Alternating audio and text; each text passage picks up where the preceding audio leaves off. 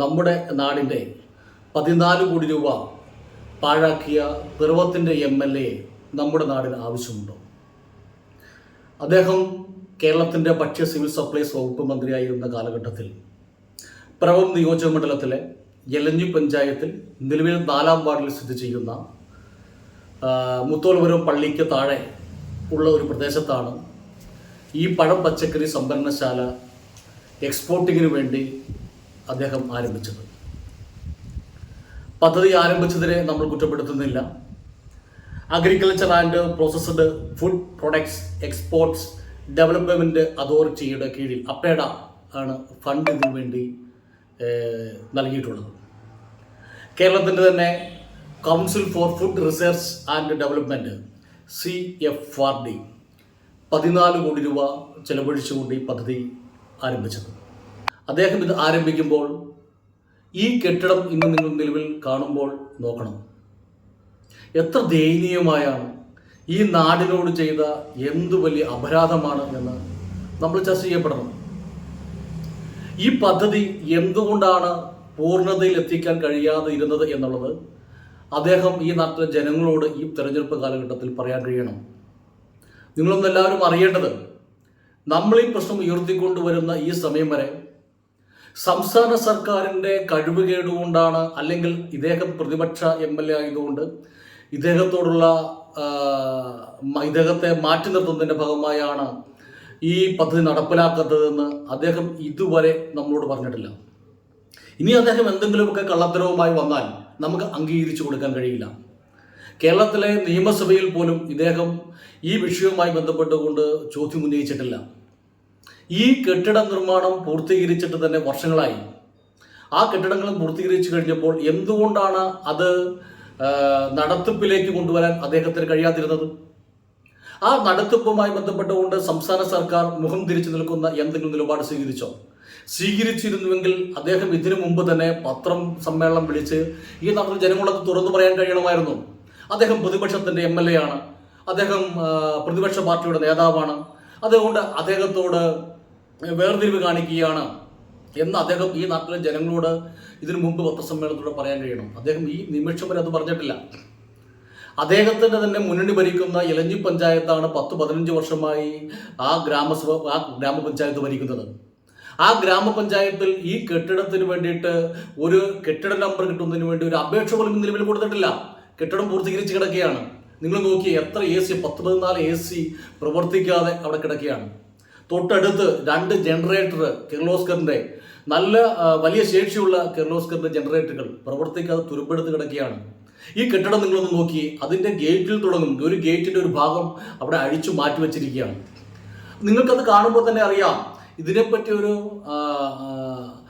ക്രിയേറ്റീവായ ചിന്താഗതിയുള്ളൊരു MLA ആയിരുന്നുവെങ്കിൽ അതിൻ്റെ ചുറ്റുപാടും കാടും ഒക്കെ വെട്ടിത്തെളിച്ച് ഇടാനും ഒക്കെ അദ്ദേഹം തയ്യാറാവുമായിരുന്നു. അതോടൊപ്പം തന്നെ ഇതിന് തടസ്സം എന്താണ് എന്ന് അദ്ദേഹം പറയണം. എന്തുകൊണ്ടാണ് ആ നിലം എന്ന് രേഖപ്പെടുത്തിയിരിക്കുന്ന സ്ഥലത്ത് ഈ കെട്ടിട നിർമ്മാണം അദ്ദേഹം എന്തുകൊണ്ട് ഇത് ആരംഭിച്ചു? അത് പൂർത്തീകരിച്ചിട്ട് പെർമിറ്റ് പോലും കിട്ടാതെ, ഈ കെട്ടിട നമ്പറും കിട്ടാതെ ഇത് എന്തുകൊണ്ട് വഴിയാധാരമായി കിടക്കുന്നു? ഈ നാട്ടിൽ ജനങ്ങളോട് പറയണ്ടേ?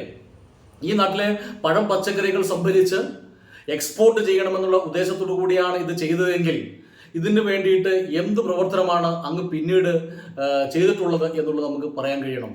പിന്നെ ഇത് നിലമാണ് എന്നുള്ളത് വസ്തുത നിലനിൽക്കെ ഇദ്ദേഹം ഈ നിലം ഡേറ്റാ ബാങ്കിൽ നിന്ന് ഒഴിവാക്കുന്നതിന് വേണ്ടി എവിടെയെങ്കിലും ഒരു അപേക്ഷ കൊടുത്തെങ്കിൽ അദ്ദേഹം അതിൻ്റെ രേഖ കൊണ്ടുവരട്ടെ. ഇത് ഈ സ്ഥലം കണ്ടാൽ തന്നെ അറിയാം. ഇതിൻ്റെ സംസ്ഥാന കോർഡിനേറ്റർമാർ വന്നാൽ തന്നെ ഈ ഡേറ്റാ ബാങ്കിൽ നിന്ന് ഒഴിവാക്കാൻ വേണ്ടി അപ്പോൾ തന്നെ ഓർഡർ ഇട്ട് കൊടുക്കും. ഒരു തർക്കവുമില്ല. ഈ പറഞ്ഞ ഒരു MVP-യുടെ ഇറിഗേഷൻ്റെ കനാലിൻ്റെ തൊട്ടടുത്ത് ചേർന്ന് കിടക്കുന്നു എന്ന് മാത്രമേ ഉള്ളൂ. ചുറ്റുവട്ടത്ത് എല്ലായിടത്തും പുരയിടമായി കിടക്കുന്ന ഭൂമികളാണ്. അപ്പം നമുക്ക് ചോദിക്കാനുള്ളത്, ഈ പഴം പച്ചക്കറി സംഭരണശാല തുടങ്ങാത്തതിൻ്റെ കാരണം അദ്ദേഹം ഈ നാട്ടിലെ ജനങ്ങളോട് പറയണം. ഇപ്പോൾ അദ്ദേഹം ചില സ്ഥലത്ത് പോയി പ്രസംഗിക്കുന്നത് ഇങ്ങനെയാണ്: 5 കോടി രൂപ സംസ്ഥാന ഗവൺമെന്റിനോട് ചോദിച്ചു, തന്നില്ല എന്നാണ്. ആ കെട്ടിട നിർമ്മാണം എല്ലാം പൂർത്തീകരിച്ചു മിസ്റ്റർ MLA. പിന്നെ എന്തിനാണ് നിങ്ങൾക്ക് ഇനി 5 കോടി രൂപ? അത് 5 കോടി രൂപ എന്തിനു വേണ്ടിയാണ് എന്ന് അങ്ങ് തുറന്നു പറയണം. അല്ലാതെ ഇനി ദ്രവിച്ചു കിടക്കുന്ന ഈ കെട്ടിടങ്ങളും ഈ യന്ത്രങ്ങളും പരിപാലിക്കുന്നതിന് വേണ്ടിയോ അല്ലെങ്കിൽ വീണ്ടും അത് പ്രവർത്തന ആക്കുന്നതിന് വേണ്ടിയാണോ എന്ന് അങ്ങ് വാശി പിടിക്കരുത്. അങ്ങ് അത് പറയാൻ പാടില്ല. അതായത് അത് അധികമായി ചെലവഴിക്കുന്ന തുകയാണ്. അവിടെ 5 കോടി രൂപ എന്തിനു വേണ്ടിയാണ് എന്ന് അങ്ങ് പറയാൻ കഴിയണം. എന്നുവെച്ചാൽ 5-8 വർഷം മുമ്പുള്ള കാര്യമാണ് ചോദിക്കുന്നത്. അങ്ങോട്ട് ഇന്നത്തെ കാലഘട്ടം, ഇന്നത്തെ ചോദ്യം മാത്രമായിട്ടല്ല ചോദിക്കുന്നത്. അങ്ങ് എന്തുകൊണ്ട് അതിൻ്റെ നിർമ്മാണങ്ങൾ പൂർത്തീകരിച്ച സമയത്ത് അതിന് എന്തായിരുന്നു തടസ്സം എന്ന് ഈ നാട്ടിലെ ജനങ്ങളോട് അങ്ങ് പറയാൻ കഴിയണം.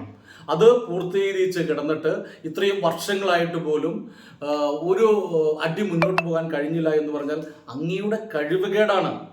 അതിലൊരു തർക്കം വേണ്ട. അവിടെ കെട്ടിട നമ്പർ കിട്ടിയാലാണ് KSEBിൽ നിന്ന് നമുക്ക് കണക്ഷൻ എടുക്കാൻ കഴിയുള്ളൂ. ഇപ്പം നിലവിൽ താൽക്കാലികമായ ഒരു കണക്ഷൻ അത് ആർക്കും എടുക്കാവുന്നതാണ്. അത് പ്രവർത്തനത്തിലേക്ക് കൊണ്ടുവരണമെന്നുണ്ട് എങ്കിൽ അതിന് ഒട്ടനവധി പേപ്പറുകൾ ശരിയാക്കേണ്ടതുണ്ട്.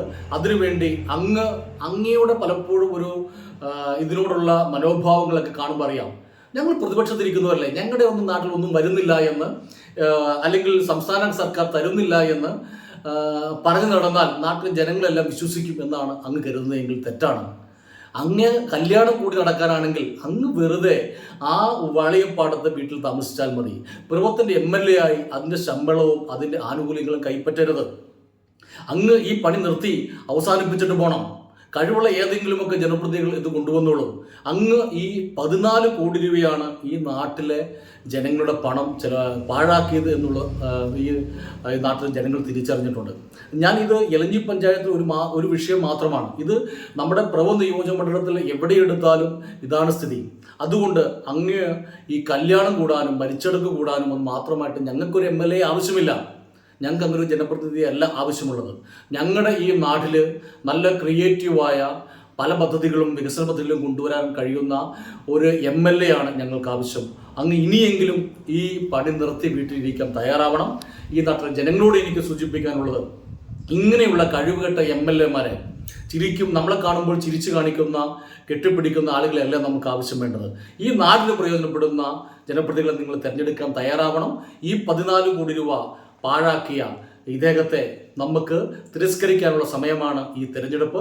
അതിന് നിങ്ങൾ എല്ലാവരും തയ്യാറാവണം എന്നാണ് എൻ്റെ ആവശ്യം.